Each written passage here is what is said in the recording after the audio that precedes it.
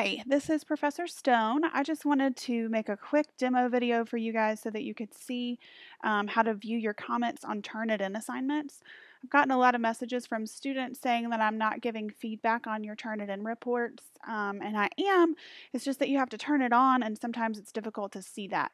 So what I've done is I'm in a demo course right now, and as you can see, I'm the student. And so when you look down here, all of these are just demo scores. And when you're looking at your gradebook in Moodle, typically over here where it says feedback is where you see your comments from me on your discussion forums and on your assignments that are Moodle assignments like these clipboards. But when you submit a Turnitin assignment, in order to get the verbal feedback that I've given you, you actually have to click back on the assignment link itself. So if this were critical analysis or paper 1 or narrative essay, then you would click on that Turnitin assignment. And then you see these 3 dates, and sometimes it's confusing as to what these mean. The first date is when it opens, the due date is when you should submit it, and then the post date is when you're able to view your grades and comments. So if you're looking for your grades and comments and this date hasn't come to pass yet, then you're not going to be able to see what I've posted for you. But it's April 30th and it's past 11:59. So if we click on my submissions, and then we click back on Erica's essay or whatever it is that you titled your essay when you submitted it, then you should be able to go in and see the originality report, which in this case is bad, and your score and your comments. So you click back on your essay title that you named your paper, and just give this a second to load. And then it still doesn't look like I left any comments, right? You see that the grade is a 70. You see that the similarity is 100%, which no one would ever earn a 70 if their paper was 100% similar. The reason that this paper is 100% similar is because if I turn on my originality report, which is what you'll do to see yours, you'll see that this paper was previously submitted to Georgia Military College because I pulled one of my previous students' papers and took their names off of it. So all of this matches.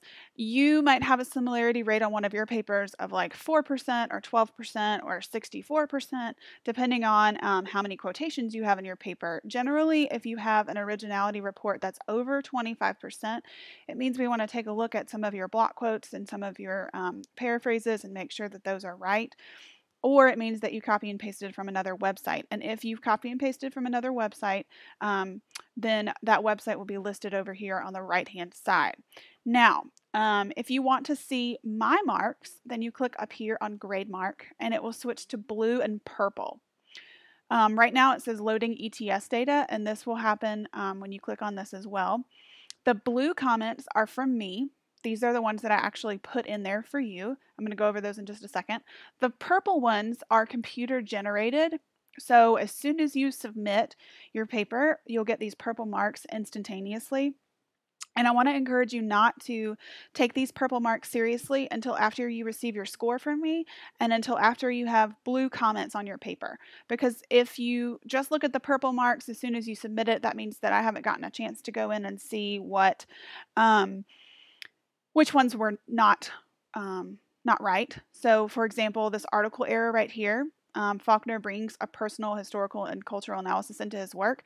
This is not something that actually needs to be here. So if I was grading your paper, I would go in and I would remove this article error. So they're there when you submit it, but you don't have to pay careful attention to them until after you've gotten the blue feedback from me. So when you get blue feedback, again, it still doesn't look like much until you hover over it with your mouse. So here I've said an MLA heading is formatted as follows. So I've given an example of what your MLA heading needs to look like, and I usually put the blue grade marks on the place where they should go. So the MLA heading should go up here in the top left-hand corner, and then MLA pagination up here, last name plus page number. So if my last name is Stone, then I'm going to put Stone 1, and then on the rest of the pages it'll be Stone 2, Stone 3, Stone 4, etc. If you see an icon like this, like the little chat box or chat icon, if you hover over that, this icon means that your teacher has typed a personalized comment for you, and it's not a comment that they just dragged onto your paper that has some pre-saved comments with it. Then if you go over here, you have some other options. This is where your teacher is going to put your general comments for your paper. Again, none of this shows up. If you don't click on grade marks, it looks like there's nothing there. So you have to click on grade marks in order to turn them on. So this is where all of your comments are going to be from me, just usually giving some feedback and some encouragement to you in places. A lot of times I'll provide some links here and give you some suggestions about going to another website to get some additional help on whatever it is that you've messed up on. And then sometimes I'll leave you a voice comment. And if you have a voice comment, this blue play symbol is going to be highlighted in blue. If you don't have a comment, this will not be blue, it'll just be gray. So it looks like we have a comment here from the instructor, so I'm going to play that.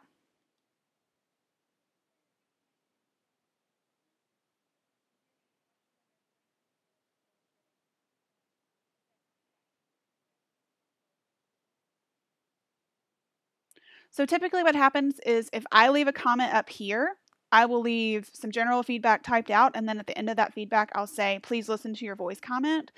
And so sometimes I'll provide some general comments to everyone here with links to additional resources and places you can go to see student work or even additional resources from your textbook that are posted online. And then I'll go in here, and this is where you're going to get your personalized feedback from me, where I'm talking to you specifically about the content of your paper and the things that you might want to work on and all of those things. Typically, what's in the voice comments is different from what's in the written comments. Again, that's personalized to my grading style. Your other teachers may do something different. Then down here, you have some other options. If you click on this one, it tells you how many corrections you have on each page of your paper. So that means how many of these marks you have on each page. So like it looks like this student has more marks on page 1 than she has on page 6.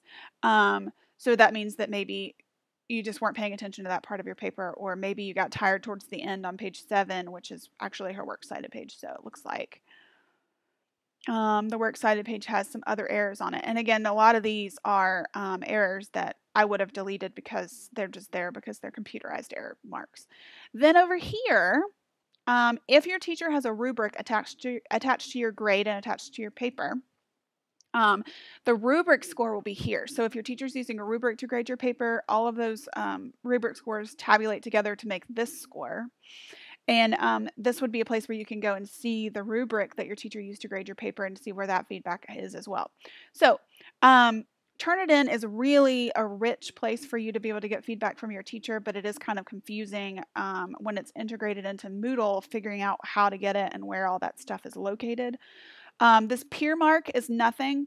It is something that is available when we use Turnitin.com, but because we use Turnitin through Moodle, this peer mark is just something that is there for the format, but it doesn't actually do anything. The things that you need to be paying attention to are the grade marks, which are grade marks from me, and the originality report, which tells you which parts of your paper are matching either previously submitted work to other colleges, including hundreds of colleges across the United States of America, in addition to Georgia Military College, and all of the websites that you might be pulling information from.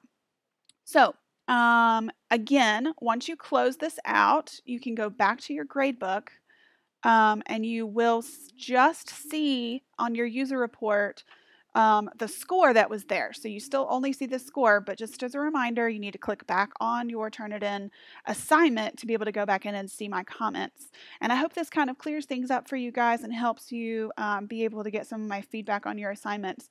When we teach online courses, sometimes it's really difficult to make sure that your students are understanding how to use the software, and I just wanted to do this quick demo for you so that I can ensure that you guys knew how to read my feedback since we're starting to progress through the course.